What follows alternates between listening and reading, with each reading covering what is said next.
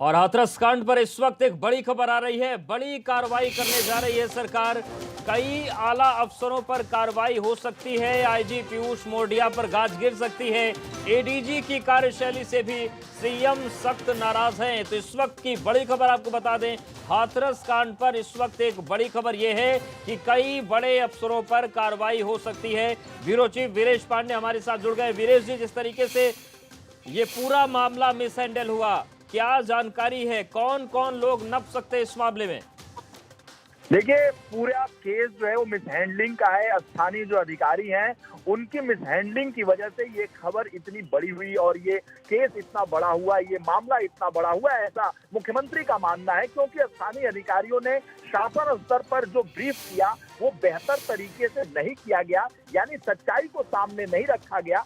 जो भी चीजें बताई गई वो पैनिक करके रखी गई और ऐसे में जो शासन में बैठे हुए आला अधिकारी हैं या मुख्यमंत्री कार्यालय है उस चीज को सही समय पर सही तरीके से समझ नहीं पाया और ऐसे में एसआईटी जांच का इंतजार किया जा रहा है और उसके बाद से बड़ी कार्रवाई करने जा रही है सरकार। और पीयूष मोरडिया जो आईजी हैं उनके कार्यप्रणाली और अजय आनंद जो एडीजी जोन है उनकी कार्यप्रणाली से मुख्यमंत्री बेहद नाराज हैं। अजय आनंद या पीयूष मोरडिया घटना स्थल पर कैंप क्यों नहीं किए, इस पूरे मामले को लेकर सीएम ने बहुत अपनी नाराजगी जाहिर की है और एक्शन लेने के मोड में जो है वो मुख्यमंत्री हैं। और ऐसे में मुख्यमंत्री ने अपने बड़े अधिकारियों यानी जो आला अधिकारी हैं उनसे बात भी की है इस पूरे मामले पर। जिस तरीके से फजियत हुई है सरकार की, जिस तरीके से कानून व्यवस्था पर सवाल खड़े किए गए हैं, जो मुख्यमंत्री के ऊपर व्यक्तिगत हमले किए गए हैं विपक्ष की तरफ से, जो मायावती 3.5 साल से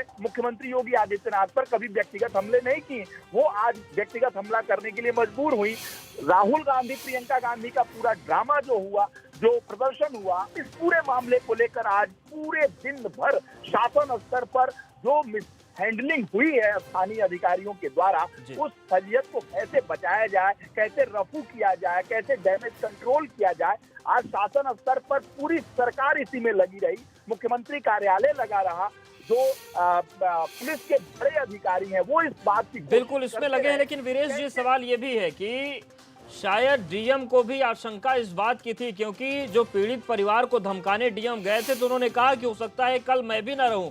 लेकिन क्या सरकार के सामने दोहरी चुनौती है? पहला तो प्रशासनिक सर्जरी करनी पड़ेगी, दूसरा राजनीतिक तौर से जो डैमेज हुआ है आज के आंदोलन के बाद उसको भी सुधारना एक बड़ी चुनौती रहेगी, क्योंकि बहुत कुछ जो पूरे दिन आज हंगामा चला पूरे देश ने देखा उसे।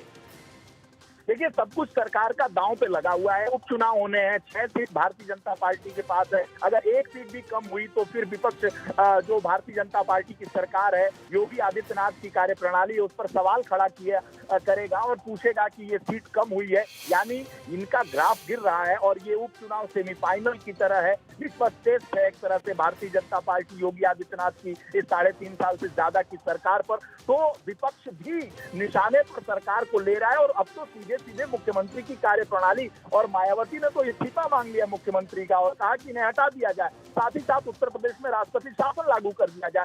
तो जिस तरह की फजियत मुख्यमंत्री की खुद की हुई है, ऐसा विपक्ष के तरह से देखा जाए, विपक्ष के हमले के मद्देनजर देखा जाए तो 3.5 साल की सरकार में योगी आदित्यनाथ की खुद की इंडिविजुअल छवि इस तरह से धूमिल इन अधिकारियों ने किया है। स्थानीय अधिकारियों की वजह से और जो प्रशासनिक अधिकारी हैं इनकी वजह से जिस तरह से बिल्कुल, और जो इनकी वजह से डैमेज हुआ है वो कैसे कंट्रोल किया जाएगा, कैसे स्थितियां बेहतर की जाएंगी, ये देखने वाली बात होगी। शुक्रिया वीरेश जी जानकारी और अपडेट्स को देने के लिए।